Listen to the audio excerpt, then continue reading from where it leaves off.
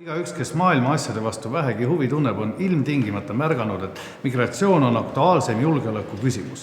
Kui me tahame oma vabadust säilitada, siis me peame kodanikel silmaklapid eest võtma ja rääkima neile, mis meie riigis tegelikult toimub. Jah, immigratsiooninumbrid aina kasvavad ja kindlasti kujuneb see meie riigi jaoks tulevikus probleemiks. Igal aastal emigreerub Aafrikast Eestisse tuhandeid inimesi.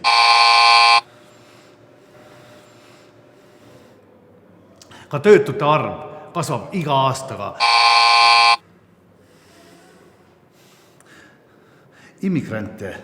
Immigrandid varastavad meie töökohti.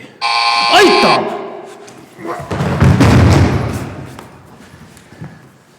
Palju õnne, kõik sinu faktid on valed. Sina oledki lollitama kuningas.